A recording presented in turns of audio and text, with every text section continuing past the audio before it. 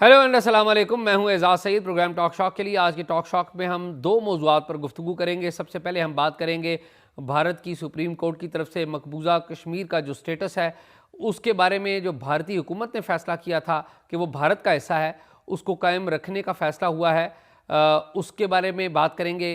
पस मंज़र क्या है उसका और पाकिस्तान के उस पर असरात क्या हैं, आगे क्या होगा। दूसरे नंबर पर हम बात करेंगे आज़ाद कश्मीर में, आज़ाद कश्मीर की जेल में एक 16 साला बच्चे की, नौउम्र लड़के की कैद के हवाले से। वो क्यों कैद हुआ और उसमें एक साबिक आर्मी चीफ के जो एडीसी हैं उनका और उनके भाई जो एसएसपी हैं उनका मुबैना तौर पर क्या किरदार है। आइए इन दोनों मौज़ूआत पर बात करते हैं। नाज़रीन, आपको पता है कि भारत की सुप्रीम कोर्ट ने मुख्तलिफ़ औक़ात में 16 दिन एक तवील बहस की, और ये बहस थी उन पटिशन्स के ऊपर जो पटिशन्स भारत के मुख्तलिफ़ शहरियों ने, 17 के करीब शहरियों ने दाखिल कर रखी थी। क्योंकि भारतीय हुकूमत ने 5 अगस्त 2019 को एक फ़ैसला लिया था, नरेंद्र मोदी साहब की हुकूमत ने, कि वो भारत का जो स्टेटस है एक इंडिपेंडेंट रियासत का, एक मुतनाज़ा रियासत का, जिसे एक्नॉलेज किया गया है मुख्तलिफ़ दुनिया के फोरम्स पर, पाकिस्तान उस पर एतराज़ करता रहा है। तो उस भारत की जो मुतनाज़ा हैसियत को ख़त्म करके उसे अपनी रियासत का हिस्सा, यानी कि भारतीय रियासत का हिस्सा बनाने का फ़ैसला था 5 अगस्त 2019 को। ये एक एग्जेक्टिव फ़ैसला लिया गया था। इसको चैलेंज किया गया था 17 मुख्तलिफ़ अफराद ने। उसके ऊपर जो हियरिंग है वो मुख्तलिफ़ औक़ात में होती रही, और भारतीय सुप्रीम कोर्ट में जो चलने वाला मुकदमा था उसको बराह रास्त दिखाया जाता रहा। भारतीय जो सुप्रीम कोर्ट है उसमें ये बात फ़ैसला हो चुका है कि जब भी कोई आइनी मामला दरपेश होगा सुप्रीम कोर्ट ऑफ पाकिस्तान के सामने, तो भारतीय जो सुप्रीम कोर्ट है वो उसकी बराह रास्त कवरेज दिखाया करेगी। और ये गुज़िश्ता चंद सालों से ये प्रैक्टिस हो रही है। ना सिर्फ ये कि भारतीय सुप्रीम कोर्ट बल्कि भारत के 6 से 8 जो सूबे हैं उनमें भी ये प्रैक्टिस है कि उनकी हाई कोर्ट जो बाज़ अहम नौइयत के मुकदमात होते हैं उनकी लाइव कवरेज जो है करती है। तो खैर, भारतीय सुप्रीम कोर्ट ने इस मुकदमे की समाअत की। 16 दिन तक मुख्तलिफ़ औक़ात में ये मुकदमा चलता रहा। अब भारत की सुप्रीम कोर्ट ने फ़ैसला किया है कि भारतीय हुकूमत ने जो फ़ैसला किया था वो बिल्कुल ठीक है। यानी कि नरेंद्र मोदी सरकार ने जो मकबूजा कश्मीर को, भारतीय ज़ेर तसल्लुत कश्मीर को अपने कंट्रोल में रखने का जो फ़ैसला किया था वो बिल्कुल ठीक है। ये जो फ़ैसला है, इसके बाद आपको पता है कि पाकिस्तान के वज़ीर ख़ारजा इन्होंने एक प्रेस कॉन्फ्रेंस की है, जलील अब्बास जिलानी। मैं इत्तफ़ाक़ से उस प्रेस कॉन्फ्रेंस में मौजूद था। पाकिस्तान ने पाकिस्तान के वज़ीर ख़ारजा के ज़रिए इस फ़ैसले को मुस्तरद किया है, और पाकिस्तान ने मौक़िफ़ इख्तियार किया है कि भारत की जो सुप्रीम कोर्ट है वो उसने एक अंधी सुप्रीम कोर्ट होने का फ़ैसला किया है। और भारत का या भारतीय सुप्रीम कोर्ट ने जो इंटरनेशनली एक्नॉलेज्ड, बैनुल-अक़वामी तौर पर तस्लीम शुदा मुतनाज़ा इलाके की हैसियत को नहीं माना, बल्कि इशारतन ये बात भी की गई कि भारत ने जो मौजूदा डिस्पेंसेशन है भारतीय सुप्रीम कोर्ट ने उसी की जो लाइन है वो ली गई। ये पाकिस्तान के वज़ीर ख़ारजा का कहना था। लेकिन इसके साथ साथ एक और बड़ी अहम बात पाकिस्तान के वज़ीर ख़ारजा ने कही, वो ये कही कि भारत की सुप्रीम कोर्ट के फ़ैसले के बाद अब भारतीय मकबूजा कश्मीर की तरफ से गज़ा नौइयत का, जिस तरह गज़ा में रिएक्शन किया मुकामी अफराद ने, उस तरह का रिएक्शन होगा। यानी कि जो भारत में कश्मीरी हैं वो नाखुश हैं। अब ये तो पूरा मुद्दा है आज का जो हुआ। इस जो फ़ैसला है भारतीय सुप्रीम कोर्ट का, उसके दो और भी बड़े अहम सेलिएंट इशूज़ हैं, फ़ीचर्स हैं। वो ये है कि एक तो ये है कि सुप्रीम कोर्ट ने जो फ़ैसला दिया है इसके 5 जजेज़ हैं, उनमें से अगले जो 3 चीफ़ जस्टिसेज़ हैं वो भी इस बेंच का हिस्सा थे। 5 जजेज़ थे जिनमें कम से कम 3 जजेज़ जो हैं वो आगे भी सुप्रीम कोर्ट के चीफ़ जस्टिस बन जाएंगे। मौजूदा जो चीफ़ जस्टिस उनके रिटायर होंगे, उसके बाद अगले जो 3 चीफ़ जस्टिस हैं वो भी इसी बेंच का हिस्सा हैं। एक बात तो ये है। दूसरी बात यह है कि इस फ़ैसले में उन्होंने 2 बड़ी कलीदी बातें की है। एक तो ये कहा है कि भारतीय हुकूमत को कहा कि 30 सितंबर 2024 को भारतीय मकबूजा कश्मीर या भारत के ज़ेर इंतज़ाम कश्मीर में इलेक्शन करवाए जाएँ, यानी कि अगले साल 30 सितंबर तक इलेक्शन होंगे भारत के ज़ेर इंतज़ाम कश्मीर में। अब भारतीय जो हुकूमत है वो बार बार ये नारा भी देती रही है और ये उनका पॉइंट ऑफ व्यू रहा है कि एक भारत एक इलेक्शन। तो इस हवाले से एक नई जहत होगी कि पूरे भारत में एक इलेक्शन नहीं होगा, वो वैसे भी मरहलावार बुनियादों पर होता है, लेकिन कश्मीर में भी एक इलेक्शन करवा रहे हैं, जो कि ज़ाहिर है नई एक इलेक्टेड गवर्नमेंट को मुंतखब करेंगे और नई जो इलेक्टेड गवर्नमेंट होगी वो भारत की सुप्रीम कोर्ट ने जो रेटिफाई किया हुआ है भारतीय हुकूमत का फैसला उसके मुताबिक होगी। एक बात तो ये है। दूसरी बात बड़ी अहम है, जस्टिस कोल हैं उसमें जो जज साहब हैं, उन्होंने एक नोट लिखा है बीच में और वो नोट बड़ा अहम है। उन्होंने कहा कि जी भारत जो है एक ट्रुथ एंड रिकन्सिलिएशन यानी कि सच्चाई और मसालत की बुनियाद के ऊपर एक कमीशन कायम करे जो जनरेशनल ट्रामा हुआ है उस ट्रामा को दूर किया जा सके। उस कमीशन में सारे लोग आएँ, पेश हों, अपनी गलतियां बताएं या अपने बयानात रिकॉर्ड करवाएं, तो ये बड़ा अहम है। और मैं ये समझता हूँ कि ये भारतीय सुप्रीम कोर्ट ने जिसे कहें या इन जज साहब ने एक बड़ा तुर्क का पता फेंका है जिससे इनकी जो कोशिश है, इनकी अटैम्प्ट यही है कि भारत के अंदर जो कश्मीरी हैं उनका अगर कोई उनकी तकालीफ हैं, उनके दुख दर्द हैं, तो उन्होंने एक तरीका कार इख्तियार किया कि उनको दूर करने के लिए ट्रुथ एंड रिकन्सिलिएशन कमीशन कायम किया जाए। और शायद तो अगर ये कमीशन कायम हो गया, तो मैं ज़ाती तौर पे ये तवक्को कर सकता हूँ कि वहाँ पर भारतीय हुकूमत या भारतीय फोर्सेस की तरफ से रिटायर्ड लोग या रिटायर्ड ब्यूरोक्रेट्स वो भी जाके कल कलां कुछ बयानात ऐसे दे सकते हैं जिसमें वो भी तस्लीम करें कि उनकी तरफ से भी कुछ ज़्यादतियाँ हुई हैं। तो ये भारत की तरफ से हम ज़ाहिर है भारत को क्रिटिसाइज़ करते हैं, लेकिन ये भारत की तरफ से जिसे कहते हैं ना बड़ी स्मार्ट मूव है, नो डाउट अबाउट इट। तो ये मूवमेंट हुई है, पाकिस्तान ने इसको रिजेक्ट किया है, बयानात हम दे रहे हैं। सच्ची बात यह है कि डिप्लोमेटिक हवाले से पाकिस्तान के पास अभी बयानात देने के अलावा या OIC या बाकी इंटरनेशनल कम्युनिटी है उसको उस पर ज़ोर डालने के अलावा अमली तौर पे हमारे पास है कुछ नहीं। क्यों नहीं कुछ है, मैं मायूस नहीं करना चाहता हूँ आपको, लेकिन मैं आपको रियलिटी भी ज़रूर बताना चाहता हूँ। वो क्या है, रियलिटी क्या है? रियलिटी सिर्फ ये है कि इस वक्त पाकिस्तान की माशी सूरत-ए-हाल अच्छी नहीं है। हम भारत से जंग नहीं कर सकते, हमसे बड़ा भी है, माशी सूरत-ए-हाल भी हमसे ठीक नहीं है और हमारी ठीक नहीं है, और माशी सूरत-ए-हाल उनकी हमारे से ज़्यादा बेहतर है। तो ये बड़ी एक तकलीफ़ दह सूरत-ए-हाल है कि पाकिस्तान एक ऐसे सिचुएशन में फंस चुका है कि जहाँ पर सिर्फ आवाज़ ही निकल सकती है, एक्शन या रिएक्शन ज़्यादा से ज़्यादा कुछ भी नहीं हो सकता। और उसके ऊपर हमारे बड़े नारे लगाए जाते हैं बहुत सारे लोगों की तरफ से कि जी हम वहाँ पर जादी भेज दें, वहाँ पर मिलिटेंट्स भेज दें। ये दुनिया अब ये बातें तस्लीम नहीं करेगी, ना अब पाकिस्तान इन बातों पर यकीन करता है, ना रियासत पाकिस्तान यकीन करती है। क्यों नहीं यकीन करती? क्योंकि इंटरनेशनल पावर्स या बैनुल-अक़वामी जो मालियाती इदारे हैं उनका एक इदारा फैटफ है जिसकी वजह से पाकिस्तान ने मिलिटेंट्स के ऊपर भी बहुत ज़्यादा स्ट्रिक्ट एक्शन लिया है। तो अब वो वाला काम भी नहीं चलेगा, या जिसे कहते हैं ना वो वेपन भी इस्तेमाल आप नहीं कर सकते क्योंकि पूरी दुनिया आपकी तरफ देख रही है।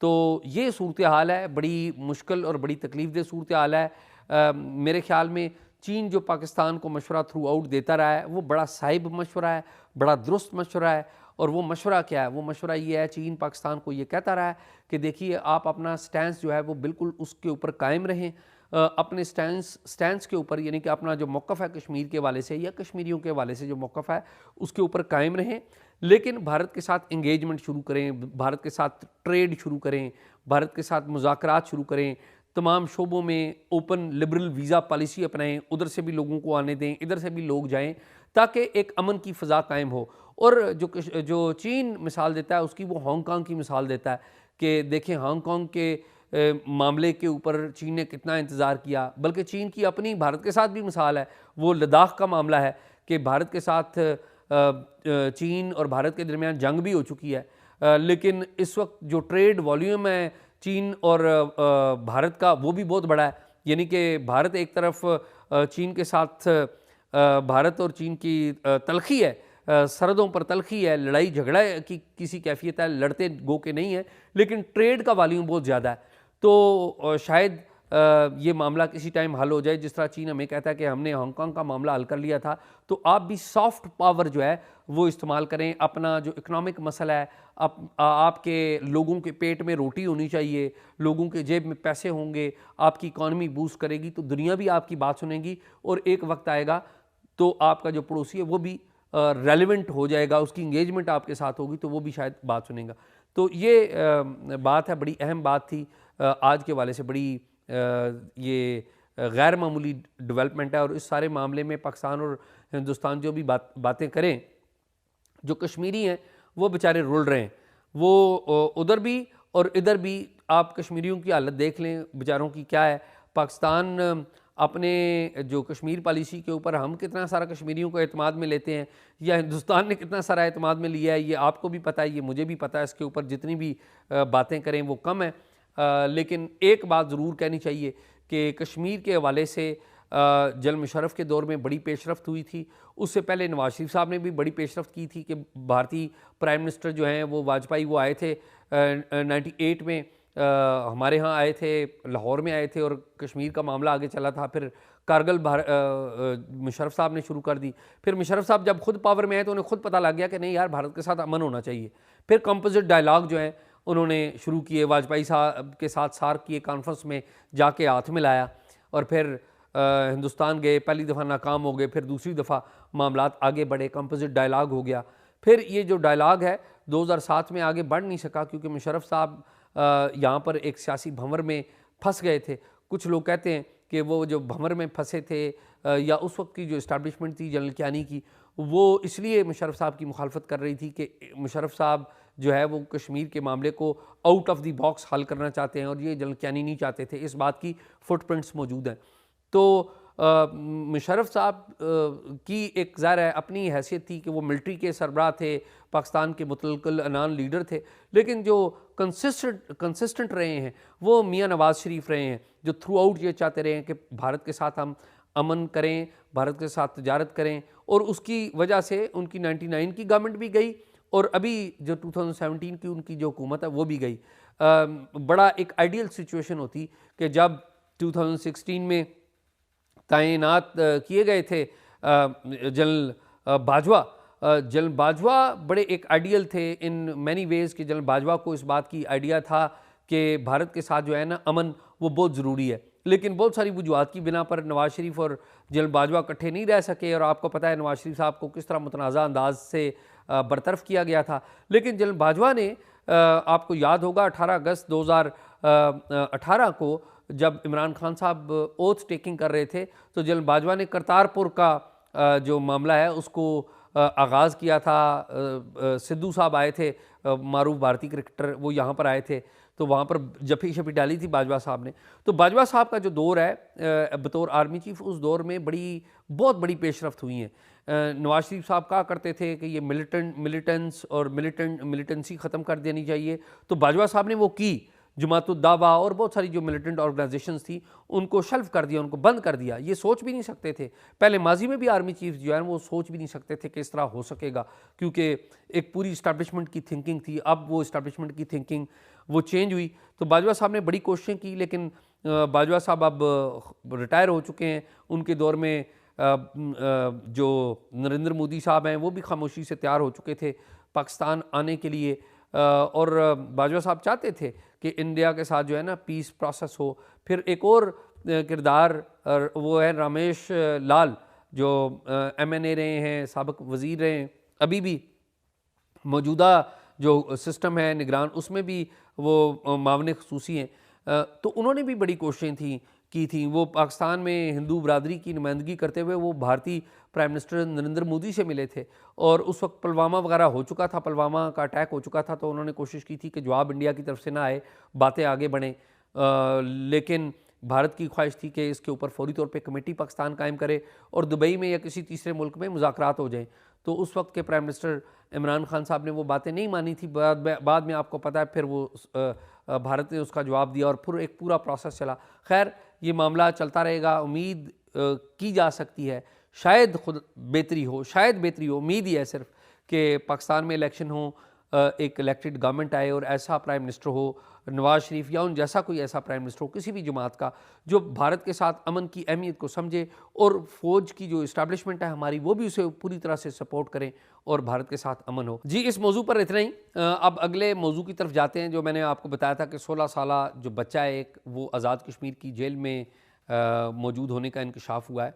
और उस बच्चे का मामला क्या है? बच्चे का मामला ये है कि उसके वालिद हैं, उसके वालिद का नाम है हामिद जान। उसके वालिद का इस्लामाबाद में एक लेन देन का मामला था साबिक आर्मी चीफ जनरल कियानी के साबिक ADC major retired Furqan Saleem के साथ। ये मेजर रिटायर्ड फुरकान सलीम है। ये 2007-8 में इन्होंने फ़ौज से रिटायरमेंट ली है। जनरल कियानी के साथ एडीसी हुआ करते थे किसी ज़माने में। तो इस मामले में ज़ाहिर है जनरल कियानी का कोई रोल नहीं है, लेकिन ये उस पोजीशन के ऊपर रहे हैं मेजर रिटायर्ड फुरकान सलीम। तो इन्होंने फ़ौज से रिटायरमेंट लेने के बाद लगाडिया नाम की एक कंपनी खोली इस्लामाबाद में, ब्लू एरिया में उसका ऑफिस है। अच्छा कारोबार इन्होंने किया और काफ़ी पैसे शैसे भी बनाए इन्होंने। इसके साथ साथ उन्होंने अपना जो कारोबार आगे किया हुआ था, तो एक शख्स हामिद मुस्तफ़ा के साथ, हामिद जान के साथ इनका लेन देन हुआ और हामिद जान को इन्होंने मुबैना तौर पे 9 करोड़ रुपए मुख्तलिफ मदों में इन्वेस्टमेंट्स के लिए दिए।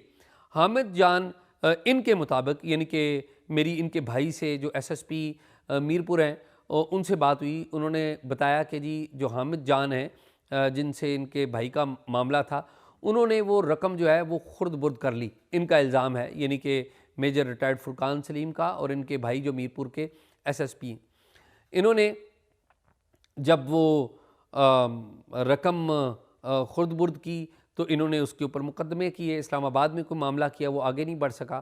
तो मेजर फुरकान सलीम आज़ाद कश्मीर से इनका ताल्लुक़ है, तो उन्होंने आज़ाद कश्मीर मीरपुर में तैनात हैं इनके अपने भाई। तो मेजर फुरकान सलीम ने ये सारा मामला अपने मीरपुर में मौजूद जो एसएसपी भाई हैं इरफान सलीम, उनसे ये डिस्कस किया।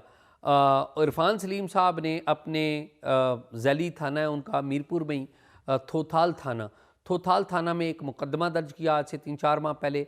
और मुकदमा दर्ज करके उन्होंने अपनी यहाँ पर पुलिस भेजी, गालबन सादा कपड़ों में आई, जो मेरे पास मालूमात है उसके मुताबिक सादा कपड़ों में आई।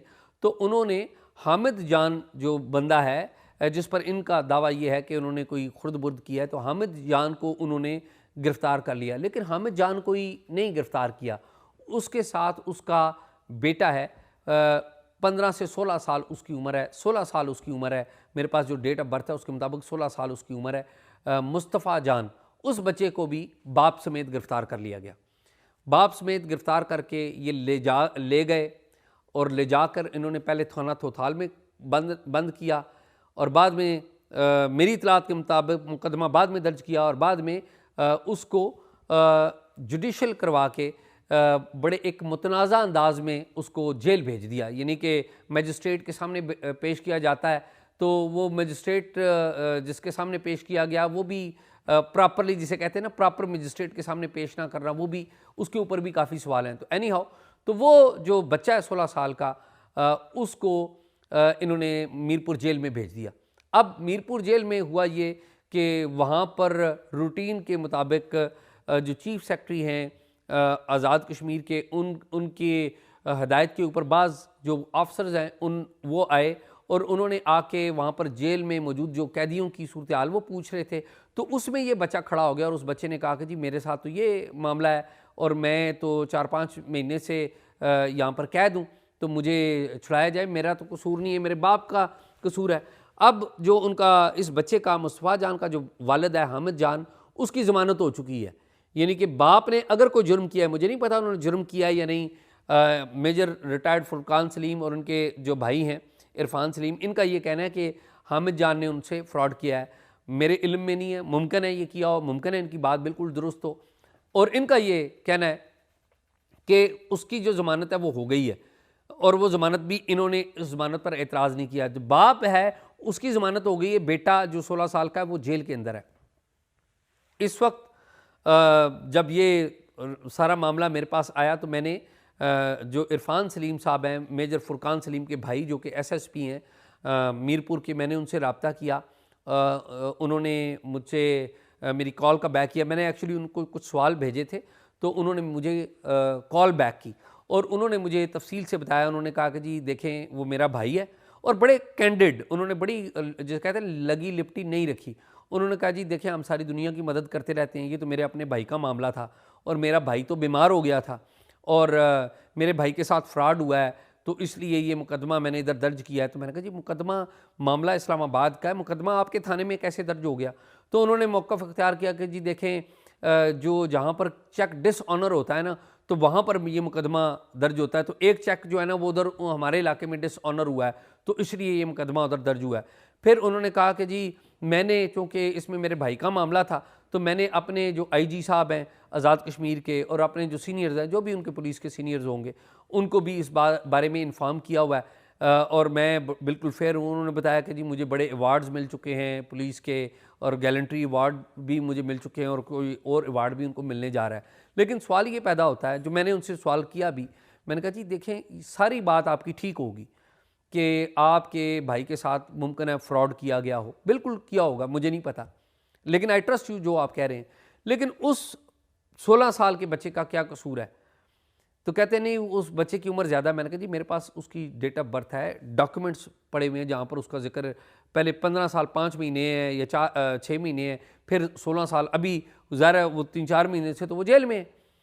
तो वो फिर उन्होंने माना जी हो सकता है ऐसा ही हो, वो बच्चा छोटा हो। तो मैंने कहा जी उस बच्चे का कसूर क्या है? उन्होंने कहा जी, इरफान सलीम साहब ने कहा जी बच्चे का कसूर ये है कि बच्चा बाप के साथ जाता था। अब ये बात coming from a very senior police officer who is heading A district, यानी कि एक पूरा ज़िला वो हेड कर रहा है, ये बात ये पुलिस ऑफिसर कह रहा है। अमली तौर पर ये क्या है?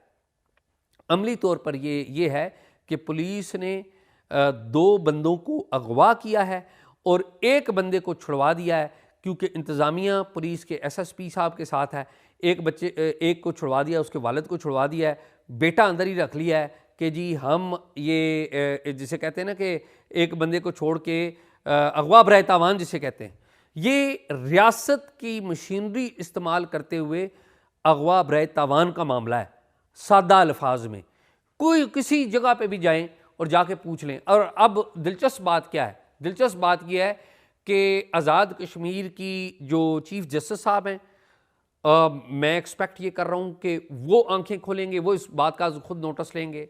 आज़ाद कश्मीर के आईजी, मैं एक्सपेक्ट करता हूँ कि वो इस बात की आंखें खोलेंगे, नोटिस लेंगे कि उनके नीचे ये क्या हो रहा है। और ये चीफ सेक्रेटरी साहब हैं वो भी, और वहाँ पर जो निगरान हुकूमत है वो भी, ये बिल्कुल खुल्लम खुल्ला मजाक है। अगर मेजर रिटायर्ड फुरकान सलीम साहब के साथ कोई जुर्म हुआ है या अगर किसी ने उनके साथ फ्रॉड किया है, हम उसके साथ बिल्कुल भी नहीं है। लेकिन ये पुलिस का ये इख्तियार इस्तेमाल करना कि हम एक बच्चे को भी उठा लेंगे क्योंकि बच्चा बाप के साथ जाता रहा है। और फिर मैंने इरफान सलीम साहब, उनसे मैंने पूछा, मैंने कहा जी ये क्या बात है? तो वो असूली तौर पे मेरी बात से एग्री करते हैं कि ये नहीं होना चाहिए। फिर उनका पॉइंट ऑफ व्यू ये है कि वो ये कहते हैं कि जी देखें, वो बच्चे की भी बेल अप्लाई कर दें, हम तो इस पर एतराज़ नहीं करेंगे।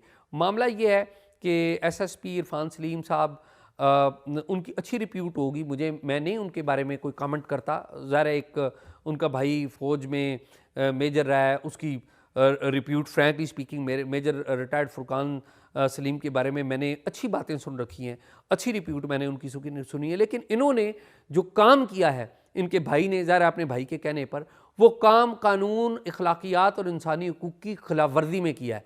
और ये मैं नहीं समझता कि ऐसे पुलिस ऑफिसर्स को इस तरह रहने देना चाहिए। मेरा ये ख्याल है इसके ऊपर पूरी इंक्वायरी होनी चाहिए।